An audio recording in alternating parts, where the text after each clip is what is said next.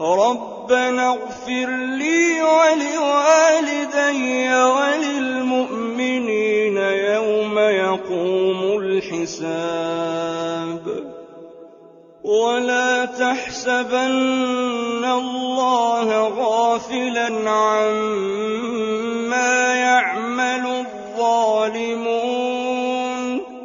إنما يؤخرهم ليوم تشخص فيه الأبصار مهطعين مقنعي رؤوسهم لا يرتد إليهم طرفهم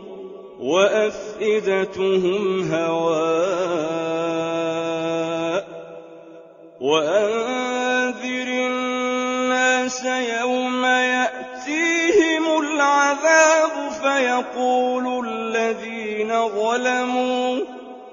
فيقول الذين ظلموا ربنا أخرنا إلى أجل قريب نجب دعوتك ونتبع الرسل أولم تكونوا أقسمتم من قبل ما لكم من زوال وسكنتم في مساكن الذين ظلموا أنفسهم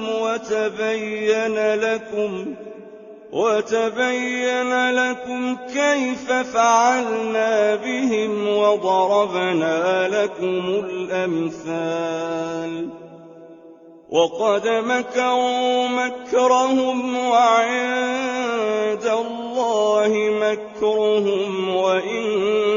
كان مكرهم لتزول منه الجبال فلا تحسبن الله مخلف وعده رسله إن الله عزيز ذو انتقام يوم تبدل الأرض غير الأرض والسماوات وبرزوا لله الواحد القهار وترى المجرمين يومئذ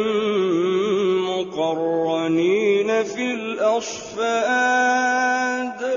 سرابيلهم من قطران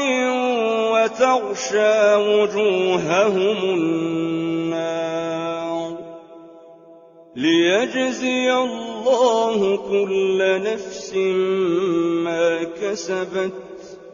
إن الله سريع الحساب هذا بلاغ للناس ولينذروا به وليعلموا أنما هو إله واحد وليذكر أولو